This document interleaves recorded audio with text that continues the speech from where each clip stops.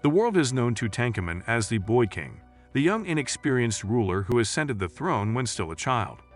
And despite everything we know now, Tutankhamun is depicted as weak, ill, and possibly deformed. However, new evidence suggests that the ancient Egyptian pharaoh may have been a formidable warrior in and of himself. King Tutankhamun may have been a more terrifying ruler than previously thought, according to new evidence. We now have thousands of relics from the tomb of Tutankhamun, who died more than 3,000 years ago, as a result of the efforts of contemporary archaeologists. We only recently learned a little about his life, though. Before his tomb was discovered in 1922, archaeologists discovered a series of stone carvings depicting the Boy King in a very different light. Outside of Egyptology, Tutankhamun was little more than a footnote in ancient history. However, when archaeologist Howard Carter and British aristocrat Lord Carnarvon began excavating in the Valley of the Kings, all of that changed. Carnarvon had begun studying Egyptology as a way to pass the time while he was spending the winter abroad in Cairo for the sake of his health. This hobby soon developed into a full-blown passion, and he started funding digs to find ancient treasures. Carter joined the group that was to oversee the excavations in Thebes in 1907.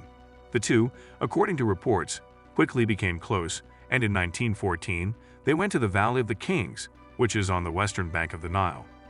Carnarvon and Carter still held out hope for something special, and their perseverance would be rewarded in spades, despite the fact that some archaeologists had dismissed the idea that additional tombs were waiting to be discovered at the site. Carter excavated the Egyptian pharaoh's burial grounds intermittently for 8 years in the hope of uncovering some previously unknown treasure. Finally, in November 2022, he was successful when, buried beneath centuries-old rubble, he discovered an ancient tomb. At first, Carter and Carnarvon had no idea what they had found. However, when they saw the inscription carved into the doorway, they realized that they had discovered the burial site of Tutankhamun, the 18th dynasty pharaoh who died in 1323 BCE.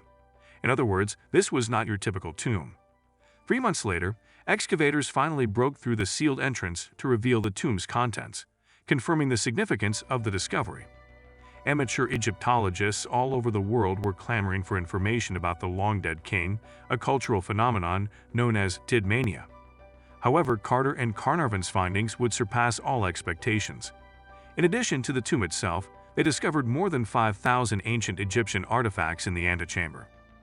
Furthermore, notwithstanding regular items, for example, shoes, cloths, and wine, there were extremely valuable fortunes, including an alabaster cup creature skins, and a final resting place made from strong gold. With a fascination for Tutankhamun at its pinnacle, guests rushed to the Valley of the Lords to see these curios for themselves.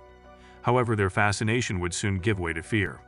Carnarvon passed away on April 5, 1923, just 5 months after discovering the tomb. The rumors of a curse had also begun to spread quickly. The mummy's curse was already a common theme in popular literature at the time. Leon likely died as a result of an infected mosquito bite, despite the fact that Carnarvon had been ill for some time. Within a short time, he was cast as a demon.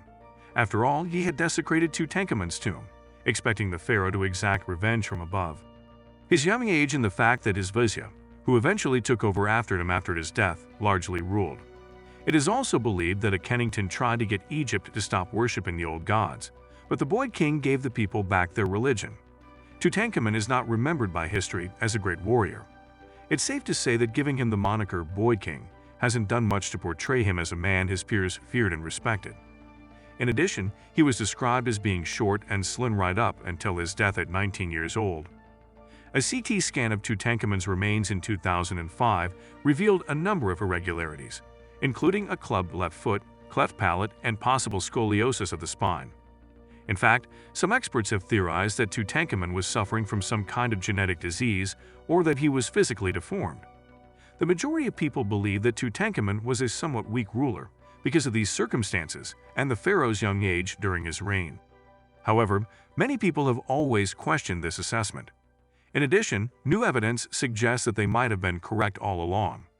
After all, anatomists who have examined Tutankhamun's remains have found nothing abnormal, and if he truly did have clubfoot, he would have walked with an abnormal gait. Additionally, his leg bones would have likely been affected by such a serious condition. However, once more, there has been no evidence discovered within the pharaoh's tomb to support this. There were, as a matter of fact, a huge assortment of strolling sticks viewed as covered close by Tutankhamun, In fact, this is something that has been used to back up the idea that the king was weak and frail. However, some have argued that these artifacts were merely symbols of authority and were frequently associated with members of Egyptian society with higher social status. In point of fact, a growing number of individuals are of the opinion that Tutankhamun has actually been misrepresented, and that he may have actually been a genuine warrior all along. The best proof for this has come from a landmark at first supervised by the Kid Lord himself over quite a while back. During Tutankhamun's time in power, he worked to reclaim his grandfather's religious beliefs, which had been erased from Egypt by Kennington. One way he did this was by building a 150-foot-long, elaborately carved colonnade hall in the Luxor Temple. Among these is a portrayal of the contrary celebration, perhaps of the main occasion in the Egyptian schedule.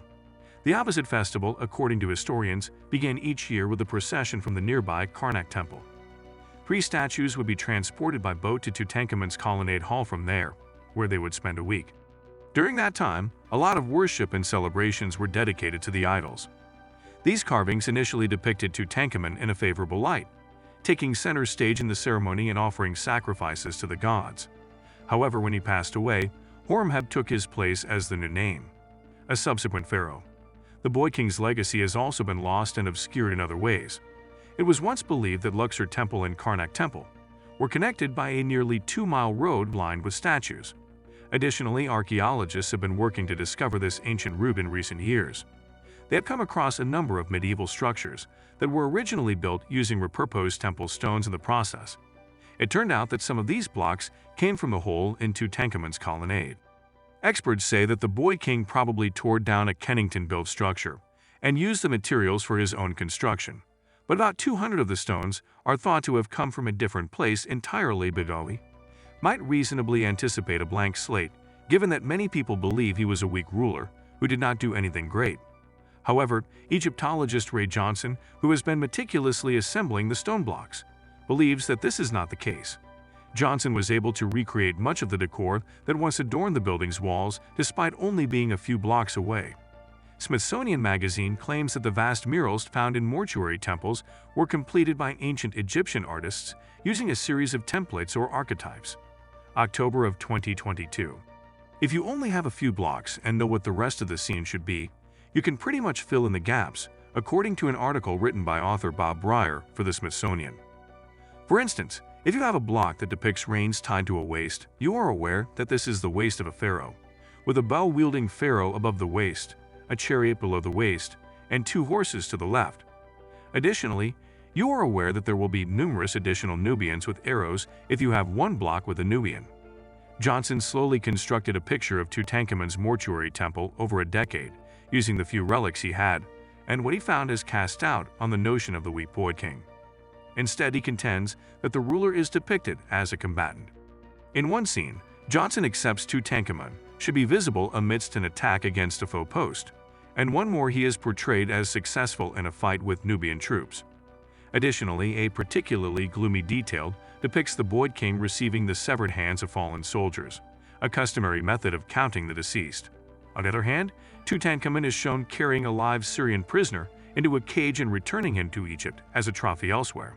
As a matter of fact, the morgue sanctuary is loaded with pictures that paint him as a ruler to be regarded and dreaded, showing grit on the combat zone. But if this were merely propaganda or a true interpretation of historical events, there would have been no reason to tank him and demand that he be depicted as a warrior. Even if he never actually stepped foot on the battlefield, that would still be the case. However, additional evidence, such as a piece of armor that was discovered within the boy king's tomb, lends credence to the idea that these carvings depict actual events and not fiction. In the end, however, no one can be certain unless additional evidence is discovered. Experts say that when depicting specific battles, artists often put dates in the blanks if the scene was supposed to show a generic conflict. Therefore, if more of Tutankhamun's mortuary temple can be found, archaeologists might be able to establish the truth for good. All things considered, Tutankhamun's notoriety as the kid ruler is something of a misnomer. Thanks for watching. If you want to see more videos like this, be sure to subscribe and hit that notification bell so you never miss a thing.